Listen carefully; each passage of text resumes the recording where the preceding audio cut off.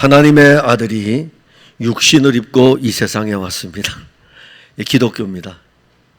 여러분들 왜 교회를 나오시냐면은 하나님의 아들이 육신을 입고 오신 그 일들을 여러분들이 계속 듣고, 그리고 하나님의 아들이 육신을 입고 온 이 일들을 들으면서 여러분들 안에 주의 영이 주의 영이 역사하여 가지고 믿음을 일으킵니다. 사실 우리가 처음 교회에 나와서 하나님의 아들 예수를 믿는다는 것은 어렵습니다. 믿음은 들음에서 나고 들음은 그리스도의 말씀으로 말미암는 것입니다. 여러분들이 처음 교회에 나와서 예수를 믿었습니까? 그렇지 않습니다. 여러분들이 교회를 다니면서 하나님의 말씀을 듣는 중에 그 말씀이 여러분들 안에 믿어지게 되는 일들이 일어납니다. 육신을 입으신 이 하나님의 아들 예수는 자신이 하나님의 아들인 것을 나타냈어요. 이게 육신을 입고 다니니까, 우리와 같은 이런 육신을 입고 다니니까 사람들이 하나님의 아들로 받아들이질 않는 거예요. 그래서 육신을 입으신 예수님께서 자신이 하나님의 아들이시라는 것을 나타냈습니다. 특히 우리가 오늘 읽었던 요한복음을 보게 되면 이 요한복음에서는 예수님이 하나님의 아들이시라고 하는 7번의 표적을 보여줍니다. 그 첫 번째가 가나의 혼인잔치에서 그 가나의 혼인잔치에서 물이 변하여 포도주가 되게 하는 표적을 일으키는데, 그 혼인잔치에 참석했던 많은 사람들이 이 표적을 봅니다. 두 번째 표적은 곧 이어가지고 왕의 신하의 아들을 고치게 됩니다. 왕의 신하의 아들을 고칠 때에 왕과 그 온 집안이 이 예수를 믿게 됩니다. 세 번째 표적은 베데스다 못에 38년 된 병자를 고칩니다. 그런데 또 이때는 다 믿는 것이 아니라 유대인들이 안식일 날에 고쳤다는 이유로 안식일의 문제를 가지고 오히려 예수님께 대항을 합니다. 네 번째는 오병이어의 표적입니다. 오병이어의 표적을 나타내면서 이 보리떡 5개를 가지고 5,000명이 먹은 이 놀라운 일들 앞에서 사람들이 또 몰려왔어요. 그래서 그들에게 예수님께서 이 오병이라고 하는 보리떡 5개를 설명을 해줍니다. 보리떡 5개를 설명하면서 생명의 말씀에 대해서 말씀하고 있고, 이 떡을 먹으면 영원히 살리라고 말씀하니까 갈수록 설교가 어려워지는 거예요. 갈수록 설교가 어려워지니까는 다 예수님을 떠나는 것입니다. 여러분들도 어렵죠? 우리가 지금 요한 1서를 오후에 하고 있는데, 오후 예배 때 여러분들에게 많이 증거되는 것이 영원한 생명입니다. 되게 어렵죠? 얼마나 어렵습니까? 영원한 생명이라는 것을 여러분들이 만져보았습니까? 여러분들이 눈으로 보았습니까? 그런데 이 영원한 생명을 만졌고 보았고 들었고, 오후 예배 때 설교하니 여러분들도 설교 시간이 되면 너무 어려워가지고 이렇게 보지 않습니까? 하물며 예수님이 육신을 입고 설교를 할 때에 예수님께서 보리떡 5개를 가지고 생명의 떡을 풀어가니까는 얼마나 어려웠겠습니까? 그래서 떠나는 거예요. 예수님 저보다 사역 못했어요. 예수님 사역할 때 120명 교인 남겼다니까요. 우리 교회는 120명보다 더 많잖아요. 120명 교인 남긴 예수님의 설교를 그렇게 하니까는 교인들이 이거 너무 어렵다 하고서 다 떠나가는 거예요. 보리떡 5개를 설교하면 좋은데, 보리떡 5개 가지고 영원한 생명이신 이 떡을 먹으면 영원히 살리라고 하니까는 도대체 이 떡이 뭐냐라고 할 때에 어려웠던 거예요. 떠났어요. 그 다음에 표적이 또 하나가 있는데, 예수님께서 5번째 표적이에요. 바다 위로 걸어서 제자들에게 오십니다. 제자들이 이번에는 또 놀래요. 바다를 걸어서 오시는 분이 계신다? 놀래요. 6번째 표적은 예수님이 길을 가시다가 날 때부터 맹인된 사람을 고쳐줍니다. 그런데 이번에는 유대 종교, 오랫동안 하나님을 섬긴다고 하는 성전을 향해서 올라가고 제사를 드리던 유대 종교를 가진 사람들이 예수님을 대적을 합니다. 그래 예수님께서 이렇게 말씀하셔요. 너희들은 본다고 함으로 말미암아 맹인이 되었다 이겁니다. 그러나 이 맹인 되었던 사람은 보지 못하였으나 이제는 보게 되었다 이겁니다. 근데 그 중심에 누가 있습니까? 그 중심에 예수님이 있습니다. 즉 다시 말한다면 맹인 되었던 사람을 고쳐주었을 때에 유대인들이 자기들의 종교를 가지고 와서 하나님의 아들을 보고서 우리가 지금 다 보고 있는데 왜 보지 못하느냐라고 물었을 때 예수께서 하나님의 아들이신 것을, 육신을 입은 예수님을 보면서 그분이 하나님의 아들인 것을 보지 못하면 맹인이다 이겁니다. 혹시 여러분들은 맹인 아닙니까? 맹인 아닙니까? 다 눈 뜨고 있어요. 저도 이거 누진 다초점 렌즈를 가지고 보고 있어요. 그래서 이렇게 벗으면은 희밋하게 보여요. 이렇게 쓰면은 다 잘 보입니다. 어찌하든지 간에 보기 위해 가지고 안경도 막 새로 맞추기도 하고 그러합니다. 다 보이시죠? 여러분들 저 보이시죠? 영상으로 보는 분들도 저 보이시죠? 그런데 만일 여러분들이 예수님이 하나님의 아들이신 것을 보지 못하면 맹인입니다. 그게 6번째 표적이에요. 7번째 표적은 마지막 표적이에요. 예수님께서 죽은 나사로를 살립니다. 이게 마지막 표적이에요. 그래서 많은 사람들이 나사로가 살았다는 이야기를 듣고 나사로의 집에 와서 잔치를 벌입니다. 지금 요한복음 13장을 가기 위해서 여러분들에게 표적을 통해서 예수님의 걸음을 알려주고 있는 것입니다. 바로 그게 요한복음 12장입니다.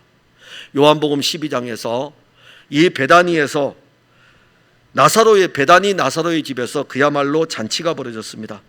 그리고 이 잔치가 마친 다음에 하나님의 아들 예수는 마지막 유월절을 지키기 위해서 베다니에서 예루살렘으로 올라가십니다. 가까운 거리예요.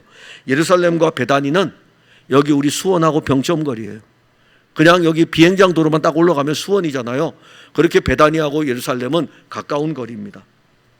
요한복음 13장을 우리가 보게 되면 유월절이 이르면 자기가 이 세상을 떠날 것을 아시고 이 세상에 있는 자기 백성들을 사랑하시되 끝까지 사랑하시니라는 이 말씀으로 시작이 됩니다.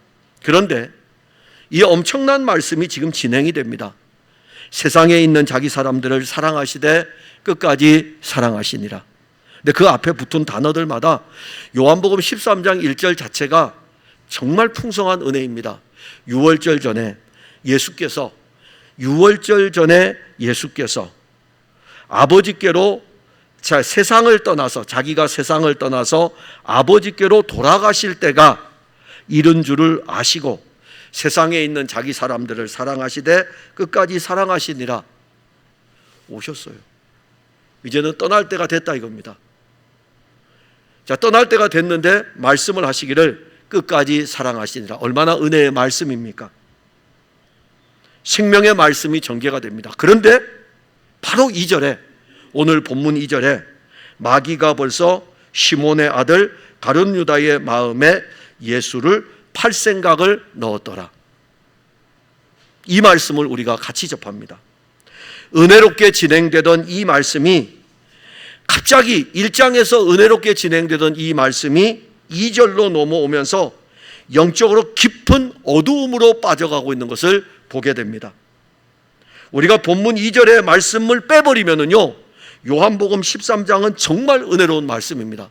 요한복음 13장에서 2절의 말씀과 관련된 뒤에 부분의 사건들을 다 빼버리면은 이 요한복음 13장 말씀보다 은혜로운 말씀은 없을 것입니다. 그런데 이 2절 말씀 때문에 요한복음 13장은 영적으로 칠흑 같은 어두움으로 덮여버립니다. 우리가 신앙생활을 할 때에 예수 그리스도께서 주시는 은혜의 단비가 쏟아집니다. 사실 그리스도의 은혜가 우리를 늘 항상 붙들고 그러합니다. 여러분들은 어떠합니까? 그냥 저는 좋더라고요. 그냥 좋아요. 근데 말할 수 없이 그냥 좋아요. 그냥 안에서 뭔가 뭉클뭉클해요. 근데 제가 이 세상을 떠날 때가 가까운 건 아닌데 왜 그럴까? 그런데 좋아요. 근데 좋아요. 근데 제가 그것 때문에 묵상을 해보는데 왜 좋을까? 왜 뭔가 뭉클뭉클하지? 답을 알았어요. 주일날 설교를 낮에는 본문을 가지고 하지만 주일날 오후에 요한 일서를 제가 깊이 봅니다. 새벽에 이사야서를 깊이 봅니다. 수요일날 사도행전을 깊이 봅니다. 그 다음에 천안에 가서 강의를 할 때에 에베소서, 빌립보서, 골로새서, 빌레몬서를 깊이 봅니다. 그리고 또 한 반을 가르칠 때에 디모데전서, 디모데후서, 디도서, 성경을요 10몇 권을 이렇게 앉아서 그 부분들을 깊이 있게 보다 보니까는 그냥 다른 거 없어요. 다른 거 없고 거기에 어떤 일들이 다 기록되어 있는데 그냥 예수님으로 인해서 뭉클뭉클해요. 그냥 뭐 안에서 뭔가가 막 폭발할 것 같은 그 뭉클함. 아마도 이러한 것들이 여러분들에게도 있을 것입니다. 그냥 은혜의 단비가 쏟아질 때에 영적으로 말할 수 없는 어떤 뭉클함. 그런데 그 은혜의 단비를 무색하게 할 만큼 또 한 면에서는 엄청난 영적 암흑의 세계가 지금 나타나고 있습니다. 만일 우리에게 약속의 말씀이 없었다면 이 영적 암흑의 세계에서 벗어날 수 없을 것입니다. 그 말씀은 어떤 말씀이냐면 이 영적 암흑의 세계가 우리에게 있을지라도 이 영적 암흑의 세계에서 벗어날 수 있도록 하는 은혜의 말씀은 세상에 있는 자기 사람들을 사랑하시되 끝까지 사랑하시니라. 이 은혜 아래 있는 것이죠. 그런데 이 은혜 아래 있음에도 불구하고 우리 중에 어떤 사람들은 여전히 영적 암흑의 세계에서 벗어나지 못하고 오늘 13장 2절에 마귀가 어떤 일을 벌이냐면은 예수를 팔려고 하는 생각을 그 마음속에 집어넣는 것입니다. 그래서 오늘 설교를 1절을 한 것이 중심을 맞춘 것이 아니라 풀어가는 것은 1절을 풀어가되 제목은 2절입니다. 여러분, 예수를 팔려고 하십니까? 혹 여러분들은 예수를 팔고 있지 않습니까? 먼저 우리가 이 말씀을 가기 위해서, 이 말씀은 끝에 결론으로 갈 것이고, 이 말씀을 가기 위해서 예수를 팔지 마세요. 예수를 팔면 안 됩니다. 그걸 이제 알아가는 거예요. 예수님이 누구냐 이겁니다. 예수님은 자기 사람들을 위해서 목숨까지 주었습니다. 1절에 보면 유월절 전에 예수께서 자기가 세상을 떠나 아버지께로 돌아가실 때가 이른 줄 아시고, 유월절 전에라는 말씀입니다. 왜 여기 요한은 유월절 전이라는 이 말씀, 유월절이 다가오고 있다 이겁니다. 그래서 유월절을 언급을 했을까요? 유월절은요, 이스라엘 백성들이 애굽에서 바로의 압제 아래서 노예 생활을 할 때에 애굽에서 나온 날을 기념하는 절기가 유월절 절기입니다. 출애굽기 12장 2절과 3절에 보면 이 달을 너희에게 달의 시작 곧 해의 첫 달이 되게 하고, 유월절은 인생의 시작이에요. 유월절은 이스라엘 백성들이 애굽에서 나온 날이기도 하지만 구원받은 성도들에게 유월절은 내 인생의 시작인 것입니다. 유월절은 이 달의 시작이에요. 해의 첫 달이 되게 하고 너희는 이스라엘 온 회중에게 말하여 이르라. 이 달 열흘에 너희 각자가 어린 양을 취할지니 각 가족대로 그 식구를 위하여 어린 양을 취하되, 여호와 하나님께서는 애굽에서 노예 생활을 하는 자기 백성들을 구원하기 위해서 어린 양을 취하도록 했어요. 어린 양을 취해가지고 어린 양을 잡도록 합니다. 그 어린 양을 잡은 후에, 어린 양을 잡으면 어린 양의 피를 받으라 이겁니다. 이 피를 받아가지고 집, 문, 좌우 설주와 임방에 바르도록 합니다. 그리고 나서 유월절 어린 양을 잡은 피는 그렇게 바르고 고기와 머리와 다리와 내장은 삶아서 먹기도 하고 불에 구워서 먹도록 그렇게 합니다. 출애굽기 12장 11절에 보면 너희는 그것을 이렇게 먹을지니 허리에 띠를 띠고 발에 신을 신고 손에 지팡이를 잡고 급히 먹으라. 여호와의 유월절이니라. 여호와의 유월절, 여호와의 유월절, 여호와께 속한 유월절, 여호와가 제정하신 유월절. 내가 유월절 어린 양을 잡아서 내가 하는 것이 아니고 내 종교가 아니고 여호와 하나님이 제정하신 절기, 여호와의 유월절, 자기 백성을 구원하기 위해서 하나님이 제정하신 절기입니다. 그리고 이 여호와의 유월절은 여호와께서 애굽 온 땅에 행하시는 엄청난 절기입니다. 출애굽기 12장 12절과 13절에 내가 그 밤에 애굽 땅에 두루다니며 사람이나 짐승을 막론하고 애굽 땅에 있는 모든 처음 난 것을 다 치고 애굽의 모든 신을 내가 심판하리라. 나는 여호와라. 내가 애굽 땅을 칠 때에 그 피가 너희가 사는 집에 있어서 너희를 위하여 표적이 될지라. 내가 피를 볼 때에 너희를 넘어가리니 재앙이 너희에게 내려 멸하지 아니하리라. 즉 여호와의 유월절은 어린 양의 피를 통해 가지고 심판과 구원의 일을 나타냅니다. 그래서 여호와 하나님께서 애굽에 10번째 재앙을 내리실 때에 마지막 재앙은 사망의 재앙이에요. 장자의 죽음의 재앙입니다. 그런데 어린 양의 피가 있는 집은 여호와 하나님이 심판하실 때에 그 심판에서 구원을 받습니다. 어린 양의 피가 없는 집은 그 집의 모든 장자들이 다 죽임을 당하였습니다. 이 여호와의 유월절을 출애굽기 12장 14절에서 너희는 이 날을 기념하여 여호와의 절기를 삼아 영원한 규례로 대대로 지킬지니라. 그리고 이제 시간은 흘러갑니다. 출애굽을 한 이스라엘 백성들은 이 절기를 늘 지킵니다. 3대 절기 가운데 하나이기 때문에 늘 유월절이 되게 되면 예루살렘 성전을 향해서 올라와서 유월절을 지킵니다. 오랜 시간이 흘렀어요. 드디어 이제 세례 요한이라는 사람이 등장을 합니다. 세례 요한이 등장을 해가지고 회개의 복음을 전파합니다. 회개하라, 천국이 가까웠느니라.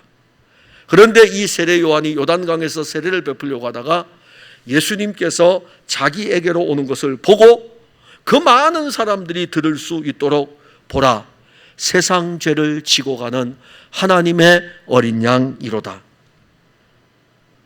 이스라엘 백성들이 대대로 지켜왔던 그 유월절, 하나님의 아들 그리스도가 육신을 입고 이 세상에 왔을 때에도 그들은 유월절을 지켰습니다.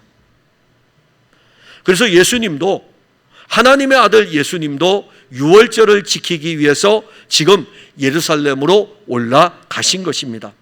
요한복음 12장 1절에 보면 유월절 엿새 전에 예수께서 베다니에 이르시니, 갈릴리에서부터 예루살렘으로 가기 위해서 유월절 엿새 전에 어디에 도착했냐면 베다니에 도착했습니다. 그러면 며칠이 지나면 유월절일까요? 6일이 지나면 유월절입니다. 그래서 유월절을 지키기 위해서 엿새 전에 베다니에 도착을 했고, 그리고 베다니 나사로의 집에서 나사로와 마르다와 마리아와 함께 시간을 보냅니다. 그리고 그 시간을 보내고 난 다음에 유월절을 앞에 두고 예수님은 예루살렘으로 올라갑니다. 자, 유월절을 앞에 두고 예수님이 예루살렘에서 무엇을 했을까요? 예수님은 이 예루살렘에서 사실 예수님 자신이 유월절 실제인 것을 알려주기 위해서 사역을 하십니다. 그리고 오늘 본문 1절에 보면 이제 유월절이 다가오고 있다고요. 본문 1절에 보게 되면 유월절 전에 예수께서 세상을 떠나 아버지께로 돌아가실 때가 이른 줄 아시고, 유월절이 어떤 의미라는 것을 예수님은 아셔요. 그렇기 때문에 이 유월절에는 자기가 죽을 것을 알아요. 아버지께로 돌아갈 때가 이른 줄을 알게 됩니다. 그러면 요한은 출애굽기 12장에 기록한 이 유월절 어린 양이 누구인가를 지금 이야기하는 거예요. 출애굽기 12장에 기록된 이 유월절에 잡았던 이 어린 양은 그림자에 불과합니다. 이스라엘 백성들이 애굽 땅에서 노예 생활할 때에 재앙을 내릴 때에, 애굽 땅에 재앙을 내릴 때에 어린 양을 취하고 어린 양을 잡으라 하고 이 어린 양을 잡아서 그 피를 바르라고 했을 때에 이 유월절 어린 양은 그림자였어요. 누가 실제입니까? 이 그림자의 실제가 지금 유월절을 지키기 위해서 예루살렘에 오신 겁니다. 바로 이 유월절의 실제는 하나님의 아들 예수입니다. 예수님은 하나님의 아들이에요. 그래서 요한복음 13장 1절에 아버지께로부터 온 자예요. 아버지께로부터 이 세상에 와서 예수님이 아버지께로부터 왔다가 이제는 아버지께로 돌아갈 시간이 되었다는 것을 유월절에 지금 알고 있는 것입니다. 아버지께로부터 왔다는 것은 하나님의 아들이 육신을 입은 것입니다. 요한복음 1장 11절에서는 자기 땅에 오매 이렇게 표현했어요. 자기 땅에 왔다. 자기 땅에 오신 하나님의 아들에 대해서 증거할 때에 요한복음 1장에서 아버지의 독생자의 영광이다. 즉 아버지의 영광 그 자체가 육신을 입으신 이 아들에게 그대로 있다는 것입니다. 그리고 아버지의 영광 그 자체일 뿐만 아니라 아버지의 은혜와 아버지의 진리가 육신을 입으신 이 아들에게 그대로 있어서 아버지의 독생자의 영광이요 그리고 은혜와 진리가 이 예수에게 충만하더라. 요한복음 1장 18절에서는 아버지 품속에 있는 독생하신 하나님이 나타내셨느니라. 하나님의 아들이 육신을 입고 오셔서 육신을 입은 이 예수가 33년을 사시는데 이 예수는 아버지의 영광 그 자체이고 이 예수는 은혜 그 자체이고 이 예수는 진리 그 자체이고 이 예수는 아버지의 품속에 있다가 나타나신 그분이신 것입니다. 하나님의 아들이 육신을 입고 왜 그러면 이 세상에 왔을까요? 하나님의 아들이 하늘에 그냥 계시면 하늘과 땅의 모든 권세를 가지시는 분이신데 하늘과 땅의 모든 역사들을 주관하는 분이신데 하늘과 땅의 모든 것들이 그 앞에 굴복하는데 왜 하나님의 아들이 육신을 입고 이 세상에 왔느냐 이겁니다. 왜 오셨을까요? 오늘 여기 여러분들 왜 오셨습니까? 왜 여기 앉아 있습니까? 지금 이 시간 왜 앉아 있습니까? 여기에 온 목적은 예배 드리려고 앉아 있잖아요. 그러면 하나님의 아들은 왜 육신을 입고 내려왔을까요? 자기 백성을 죄에서 구원하기 위함입니다. 다른 거 없어요. 여러분들 이 세상에서 잘 먹고 잘 살게 하기 위함이 아니라 여러분들이 아무리 잘 먹고 잘 살아도 죄 문제를 해결할 수 없기 때문에 여러분들의 죄를 해결하기 위해 가지고 하나님의 아들이 육신을 입고 오신 것입니다. 아담의 옛 본성을 가지고 하나님을 거역하고 하나님이 하신 일들을 불신하고 믿지 아니하는 그들을 죄에서 구원하기 위해서 하나님은 자기 품속에 있는 독생하신 아들을 나타내셔가지고 이 땅에 보내신 것입니다. 그리고 예수님이 왔어요. 이제 이 땅에서 33년을 사셨습니다. 자기의 사역이 다 마칠 때가 이른 줄을 아신 거예요. 그게 바로 유월절 시간이 다가오고 있었던 것입니다.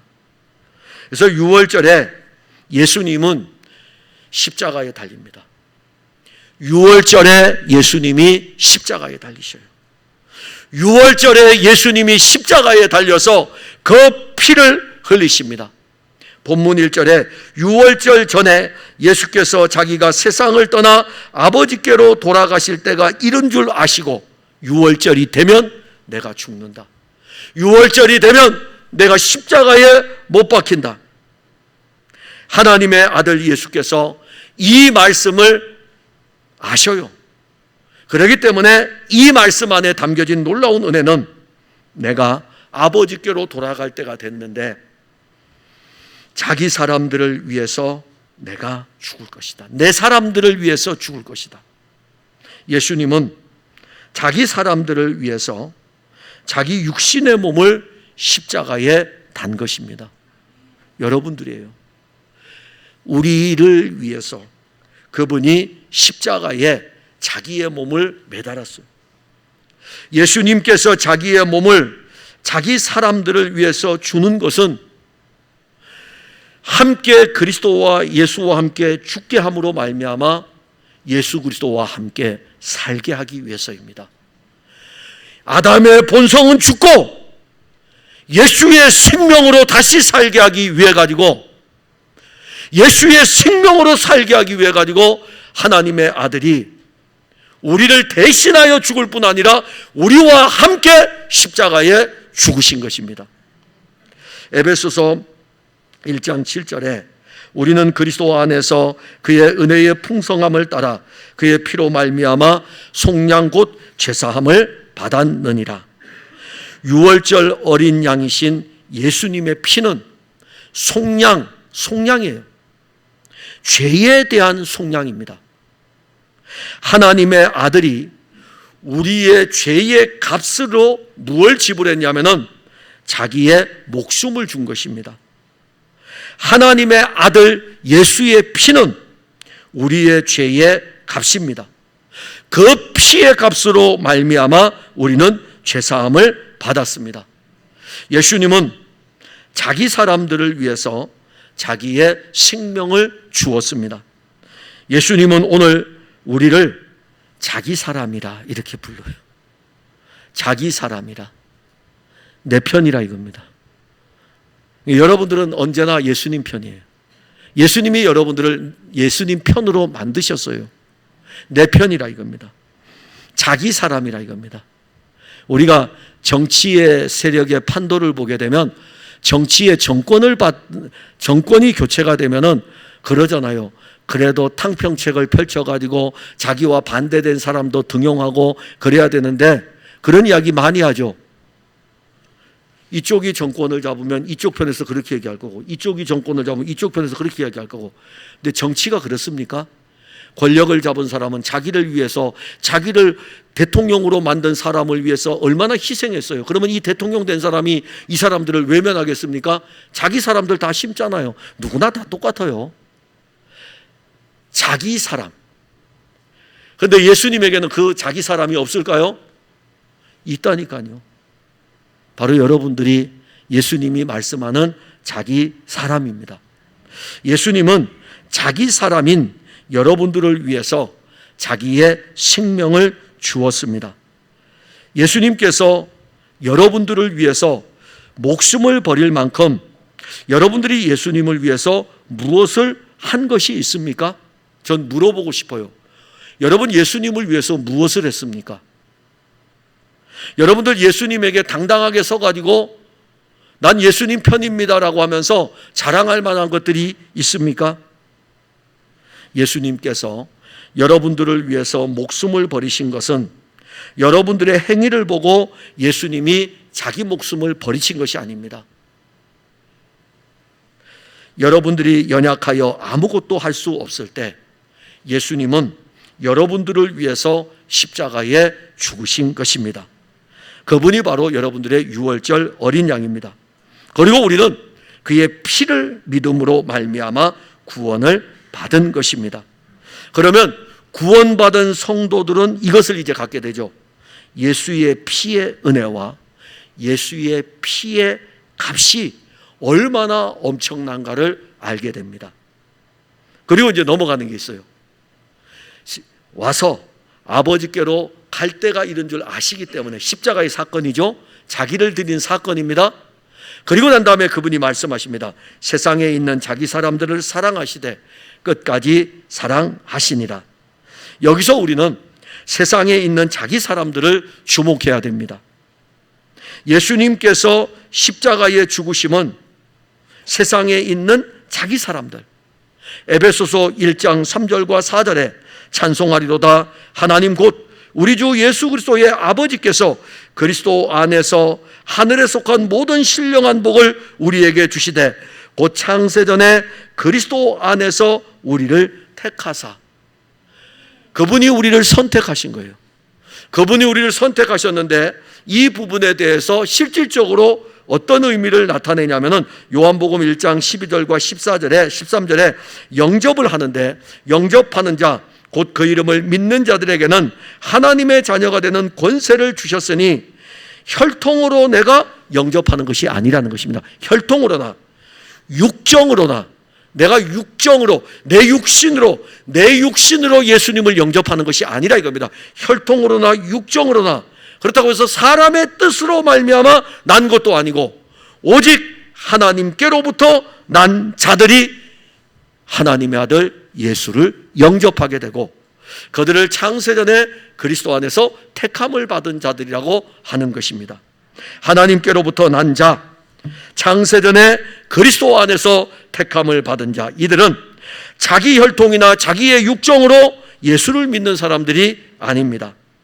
이들의 믿음은 사도행전 3장 16절에 기록되어져 있듯이 그 이름을 믿음으로 그 이름이 너희가 보고 아는 이 사람을 성하게 하였나니, 아주 중요한 거, 예수로 말미암아 난 믿음이 너희 모든 사람 앞에서 이같이 완전히 낫게 하였느니라. 만일 여러분들이 예수가 하나님의 아들 그리스도임을 믿는다면 여러분들이 가진 이 믿음은 여러분들에게서 난 것이 아니고 예수로 말미암아 난 믿음인 것입니다. 예수로 말미암아 난 믿음을 가진 그 사람들을 향해서 예수님은 자기 사람이다. 그러면 예수님은 자기 사람들을 사랑하시기 때문에 앞에서 말씀드렸듯이 자기 사람들을 위해서 자기의 목숨까지 주었습니다. 예수님이 십자가에서 흘린 피는 자기 사람들을 사랑하시는 확실한 증거입니다. 예수님께서 자기 사람들을 위해서 자기 목숨을 주었다면 자기의 사람들을 언제까지 사랑할까요? 자, 여러분들이 이제 자기 사람이에요. 예수님이 여러분들을 사랑하기 때문에 여러분들을 위해서 목숨을 주었어요. 십자가에서 목숨을 주었어요. 그러면 예수님이 목숨을 주면서 여러분들을 사랑하기 때문에 여러분들을 언제까지 사랑할까요? 끝까지 사랑하시죠. 끝까지 사랑하시죠. 저희 어머니가 86세 세상을 떠났습니다. 저희 어머니가 80이 넘어서면서부터 늘 이렇게 말씀하셔요. 하는 일은 잘 되냐? 교회죠. 밥은 먹고 다니냐? 여러분, 그 의미를 잘 생각해 보세요. 어머니가 80일 때에 제가 50대 중반이거든요. 50대 초반 중반인데 제가 밥을 굶고 다니겠어요? 돈 가지고 사 먹는데? 그런데 부모는 세상 떠날 때까지 자식을 걱정해요. 그럼 부모가 90살에 세상을 떠난다고 합시다. 90살의 부모하고 60살의 자녀하고 누가 세상을 앞으로 더 잘 살아가겠습니까? 90살의 부모는 노동할 힘도 없어요. 90살의 부모는 밥 해줄 힘도 없어요. 90살의 부모는 자식을 위해서 할 게 아무것도 없어요. 오히려 90살의 부모는 이제 자녀로부터 용돈을 받아야 돼요. 그런데 90살의 부모는 60살의 자녀를 보고 항상 걱정하고 염려해요. 왜 그럴까요? 자녀를 낳았기 때문에. 자녀를 낳았기 때문에. 하나님의 아들 그리스도 예수께서 그의 영으로 여러분들을 낳아서 거듭나게 하여 가지고 그의 피값으로 여러분들을 사셨다면 얼마까지 사랑하실까요? 언제까지? 부모는 육신이 눈이 육신의 숨을 거둘 때까지 사랑해요. 끝까지 사랑합니다. 그게 부모의 사랑이에요. 근데 예수님은요, 영원히 사시잖아요. 영원히 사시니 언제까지 사랑할까요? 영원히 사랑하는 거예요. 끝까지 사랑하는 것입니다. 그런데 사탄은 악한 영을 총동원해 가지고 예수님의 사랑을 우리에게서 끊으려고 합니다. 로마서 8장 35절에 누가 우리를 그리스도의 사랑에서 끊으리요? 악한 영은 끊임없이 그리스도가 우리를 사랑하시는 그 사랑에서 단절시키려고 합니다. 환난, 곤고, 박해, 기근, 적신, 위험, 칼이랴. 그 가운데서도 예수님은 우리를 끝까지 사랑하십니다. 그 사랑은 이 세상 어떤 일들 속에서도 영원합니다. 악한 영이 우리를 끊임없이 공격할지라도 우리를 향한 그리스도의 사랑은 변함이 없습니다. 로마서 8장 39절에 높음이나 깊음이나 다른 어떤 피조물이라도 우리를 우리 주 그리스도 예수 안에 있는 하나님의 사랑에서 끊을 수 없으리라. 예수님께서 세상에 있는 자기 사람들을 사랑하시되 끝까지 사랑하시는 그 사랑은 우리가 요한복음 13장에서 더 자세히 볼 수 있습니다. 그게 어떤 내용입니까? 예수님 이제 그 다음에 나와요. 내가 너희를 얼마나 사랑하는지 진짜 보여줄게. 자, 보여줍니다. 이제부터 여러분들은 저를 따라오시면 돼요. 성경을 따라서 같이 가는 겁니다. 예수님께서 드디어 그 사랑을 보여주십니다. 제자들의 발을 씻겨주십니다. 그때 베드로가 이렇게 이야기합니다. 자기 발을 씻으시는 것을 용납할 수 없습니다. 왜 그럴까요? 그때 예수님의 제자들은 예수님을 주라고 불렀어요. 유대 사회에서 주인의 발을 씻기는 것은 종의 몫입니다. 근데 그때 신발이나 제대로 있겠어요? 그 발이 얼마나 오물로 지저분하겠습니까? 그래서 그 발 씻기는 것이 누구의 몫이냐면 종의 몫인 거예요.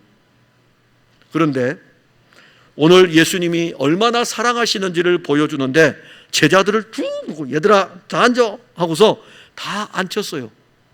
수련회 가서 세족식 하는 거는 발 깨끗한 발입니다. 거기 양말 신었죠. 운동화 신었죠. 그리고 나서 세족식이 프로그램에 있으면 발 얼마나 깨끗이 닦고 옵니까? 세족식 진행됩니다. 양말 벗겨보세요. 때 하나 없다고요.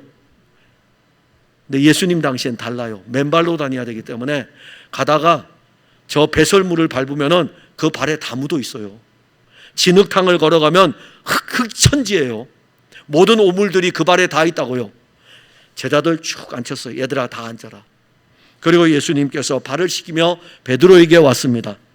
참 이 베드로 또 가관이 아니네요. 교회 다니면 꼭 이런 사람 한 명이 있어요.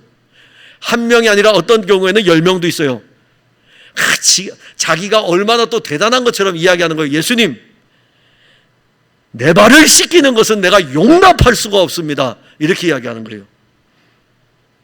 그래서 베드로가 예수님에게 어떻게 이야기하냐면은 내 발을 거기 이 표현을 썼어요. 절대로 그냥 내 발을 씻길 수 없습니다가 아니라 절대로 씻지 못하실 것입니다. 그러니까 예수님이 베드로에게 야, 베드로야, 내가 너를 씻어주지 않으면은 너하고 나하고 아무 관계가 없다. 이렇게 말씀하십니다. 그러니까 베드로가 깜짝 놀란 거예요. 예수님하고 나하고 관계가 없다고? 그래도 참 멋지잖아요. 오늘 만약에 예수님이 여러분들에게 너하고 나하고 관계없어 그러면 마음대로 하세요. 당신 마음대로 가고 내 마음대로 갈게요. 이런 교인들 천지거든요.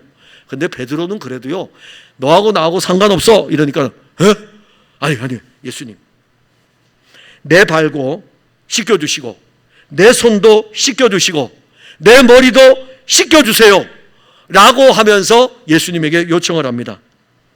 예수님께서는 이렇게 아직도 미련한 이 예수님이 발을 씻기는 의미를 알지 못하는 이 베드로에게 이렇게 말씀합니다. 너는 이미 목욕했다 이겁니다. 이미 목욕한 자는 발밖에 씻을 필요가 없느니라. 온몸이 깨끗하니라.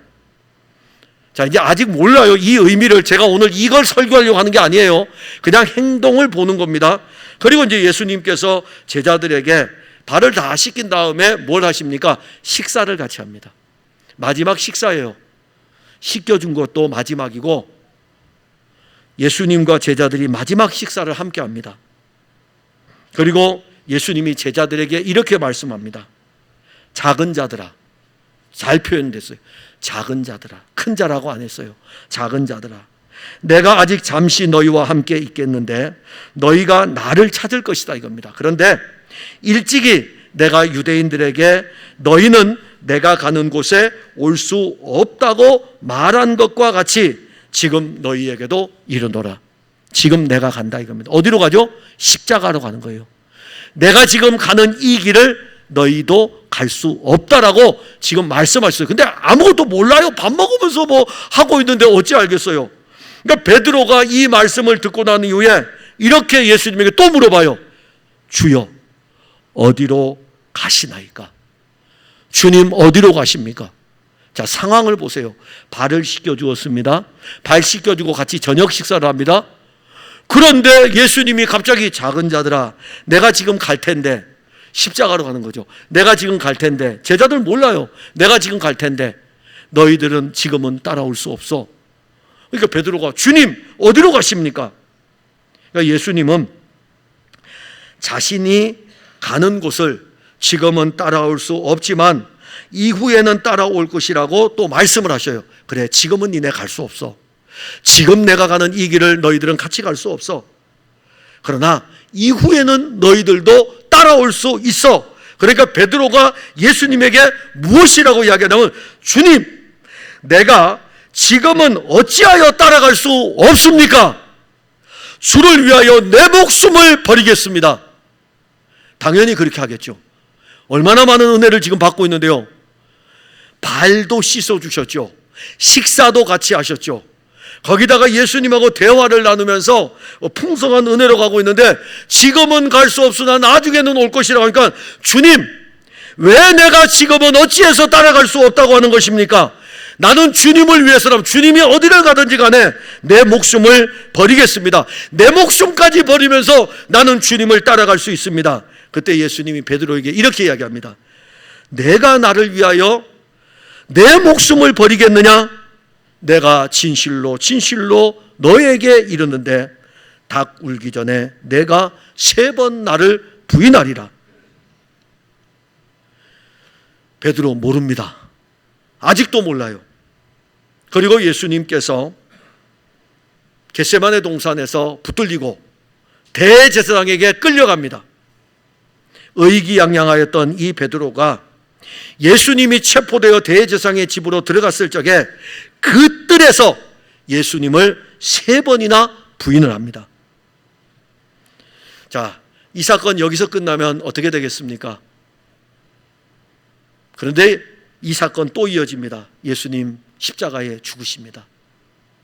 사흘 만에 부활하셨습니다. 그때 베드로 어디 있었냐면은 갈릴리로 가가지고 고기를 잡고 있었습니다. 부활하신 예수님이 고기를 잡는 베드로에게 찾아왔습니다. 이것이 예수님이 끝까지 사랑하시는 사랑입니다. 예수님 베드로에게 또 물어봅니다. 나를 사랑하느냐? 몇 번을 물어봅니까? 왜 3번을 물어볼까요? 너 3번 나 부인했지? 그러니까 부인했던 거를 기억나게 해주는 거예요. 내가 나를 사랑하느냐? 나를 사랑하느냐? 나를 사랑하느냐? 나를 사랑하느냐? 마지막에 베드로는 참을 수가 없죠. 견딜 수가 없는 거예요. 왜? 나를 사랑하느냐고 한 번만 물어보는 것도 아니고 3번씩 물어보니까 마지막 3번째는 견딜 수 없는 것이 그 안에서 일어나니까 내가 주님을 사랑하는 줄을 주께서 아십니다. 끝까지 사랑하시는 예수님은 그 끝까지 사랑하시는 이 예수님의 사랑이 베드로 안에서 예수님을 사랑하는 그 사랑을 끄집어내는 것입니다. 주님은 우리를 사랑하실 뿐만이 아니라 우리 안에서 예수님을 사랑할 수 있는 것들을 끄집어내시는 분이십니다. 우리는 우리의 육신의 열정으로 예수님을 사랑한다고 고백하고 예수님을 위해서 죽기까지 따르겠다고 고백했던 적이 얼마나 많았습니까? 지금은 기도원 문화가 없지만 옛날 기도원 문화 보세요. 내가 요즘 영적으로 침체된 것 같아. 집에다가 여보 나 저기 기도원 좀 갔다 올 테니까는 알아서 밥 해먹고 그래. 나 며칠 동안 갔다 올 거야. 기도원에 올라갑니다. 기도원에 올라가서 말씀 설교 듣고 기도원에 올라가서 찬송하고 기도원에 올라가서 기도하고 그러니 집안일 아무것도 안 보이니까 얼마나 좋겠어요. 찬송하고 기도하고. 내려왔더니 집안이 난장판이에요. 그러면 이제 그 다음부터 뭘 할까요? 남편 들어오자마자 집안 꼴이 이게 뭐냐고. 아니 기도원에 있을 때 그렇게 좋았는데 내려와 보니요. 기도원에 있을 때는 죽기까지 예수님 따르겠습니다. 배고파도 올라가고 죽더라도 올라가고 주님 어디를 가시는지 간에 가겠습니다. 기도원에서만 그랬습니까? 수련의 현장에서는 안 그랬습니까? 죽기까지 선교하겠습니다. 죽기까지 주님을 위해서 살겠습니다. 고백했던 날들이 얼마나 많습니까? 그러다가 넘어진 적은 또 얼마나 많습니까? 베드로처럼 넘어져가지고 예수님 십자가에 죽었으니까는 나 이제 고기 잡으러 간다고서 갈릴리 바다로 갔던 그 사람이 죽기까지 예수님 따라가겠다고 한 사람이거든요. 그런데 그 넘어진 베드로를 찾으셨던 주님이 넘어진 우리에게 찾아오셔가지고 우리를 만나주시고 우리의 손을 붙들어 주시고 우리를 사랑하신다고 말씀하십니다. 예수님의 사랑은 끝까지 사랑입니다. 왜 끝까지 사랑할까요? 자기 피로 샀잖아요. 자기 피로 샀잖아요. 우리의 신앙의 폭풍이, 우리가 신앙생활하면서 어떤 영적인 폭풍이 우리 앞에 몰아칠 때에 마치 그 바다에 있는 제자들처럼 예수님이 우리를 사랑하지 않는 것처럼 느낄 때가 있습니다. 그리고 우리가 교회를 다니면서 신앙생활할 때에 여러 가지 일들로 인하여 낙심하고 절망할 때에 예수님이 우리를 버리신 것처럼 다가올 때가 있습니다. 예수님은 결코 여러분들을 버리지 않습니다. 그분은 우리를 사랑하시되 세상 끝날까지 우리를 사랑하십니다. 만일 우리 중에 그 사랑을 알지 못한다면 우리의 믿음이 약하여진 것이지 예수님의 사랑이 식어진 것이 아닙니다. 이제 저는 여러분들에게 오늘의 설교의 결론으로 갑니다. 예수님은 자기의 생명을 주어 우리를 사랑하셨고 그의 피의 값으로, 그의 목숨 값으로 우리를 사셨습니다. 자기 피의 값으로 우리를 사셨기 때문에 우리를 끝까지 사랑하시는데 그 사랑은 한결같습니다. 근데 우리도 예수님을 끝까지 사랑하면 좋은데 13장 2절이 거기에서 탁 등장을 하는 거예요. 그때에 마귀는 우리로 하여금 예수님의 사랑을 배반하게 합니다. 1절 뒤에 2절입니다. 마귀가 벌써 시몬의 아들 가룟 유다의 마음에 예수를 팔려는 생각을 넣었더라. 마귀는 처음부터 끝까지 예수님을 대적합니다. 그 악한 영은 우리 안에 예수님을 거역하게 하고 심지어 우리를 끝까지 사랑하시는 예수님을 어떻게 하든지 간에 팔아야 되겠다라는 생각을 넣고 있습니다. 많은 사람들이 교회를 다니고 예수를 믿고 있는데 그들 중에 어떤 사람들은 지금 교회에서 예수님을 팔고 있습니다. 예수님을 팔면서 교회를 다닙니다. 예수님을 팔면서 자기의 이익을 취합니다. 은 30에 돈을 벌 뿐만이 아니라 어떤 사람들은 예수님을 팔아가지고 집도 사고, 어떤 사람들은 예수님을 팔아가지고 권력도 얻고, 어떤 사람들은 예수님을 팔아가지고 자기 출세도 하고, 얼마나 많은 것들을 예수님 팔아가지고 챙기는지 모릅니다. 혹시 우리 중에도 예수님을 팔려고 하는 생각을 가지신 분 계십니까? 거기 오늘 13장 2절에 누가 그것을 넣었습니까? 마귀가 넣었다 이겁니다. 악한 영이 그 생각을 넣었다는 것입니다. 예수님이 우리를 위해서 피를 흘린 그 사랑, 그것을 안다면 결코 우리는 예수님을 팔 수가 없습니다. 내가 주님을 사랑하는 것을 주님께서 아시지 않습니까? 이게 우리 안에서 일어난 고백 아닙니까? 악한 영은 우리 안에 끊임없이 이걸 넣습니다. 연약하여 잠시 자기의 의를 내세우다가 갑자기 영적으로 침체되어 갈릴리로 떠났다면 다시 찾아오시는 그 예수님을 만나보시기 바랍니다. 마음이 예수님에게서 멀어지셨습니까? 예수님이 하시는 일이 받아들여지지를 않습니까? 기회를 엿보면서 예수님을 팔려고 생각합니까? 악한 영은 지금도 우리를 예수 그리스도에게로서 멀어지게 하려고 온갖 방법을 다 동원하고 있습니다. 예수님 사역할 때 가룟 유다가 넘어졌습니다. 사도들이 사역할 때에 구리장색 알렉산더와 부겔로와 허모게네가 악한 영에 의해서 넘어졌습니다. 우리는 항상 주의 영이 우리에게 들려주는 생명의 말씀을 들어야 됩니다. 예수 그리스도께서는 지금도 우리에게 찾아오시면서 또 물으십니다. 요한의 아들 시몬아, 내가 나를 사랑하느냐? 예수님은 여러분들이 주를 사랑한다는 것을 요한의 아들 시몬아 내가 나를 사랑하느냐라고 했을 때 아멘이라고 했을 때 끄집어내잖아요. 주님이 나를 사랑하십니다라는 것을 끄집어내잖아요. 이게 은혜인 거예요. 요한의 아들 시몬아 내가 나를 사랑하느냐 끄집어내잖아요. 아멘 끄집어내가지고 그 아멘 안에 담겨진 게 뭡니까? 주님 사랑합니다. 그거 아닙니까? 더 나아가면은 베드로처럼 여러분들이 속에서 그렇죠. 예수님 지금도 주님을 사랑하고 이후에도 주님을 사랑할 것입니다. 그래서 여러분 이렇게 한번 기도해 보시면 어떨까요? 이렇게 한번 기도해 보시면 예수님 지금도 저를 사랑하십니까? 한번 기도해 보세요. 어떤 영적 의미가 여러분들에게 오는지 예수님 지금도 저를 사랑하십니까? 예수님 무엇이라 말씀할까요? 에이 내가 그랬잖아. 세상 끝날까지 너와 함께하고 끝까지 사랑한다고. 끝까지 사랑한다고. 여러분들을 끝까지 사랑하십니다. 기도하겠습니다. 하나님 은혜를 감사합니다. 예수님께서 6월절에 십자가에 달리시고 아버지께로부터 왔다가 이제는 아버지께로 돌아가게 됩니다. 그런데 예수님이 말씀하십니다. 아버지께로 와서 아버지께로 돌아갈 때에 이 모든 구속의 사역이 완성이 되었을 때에 예수님은 자기 백성들을 끝까지 사랑하신다고 말씀하십니다.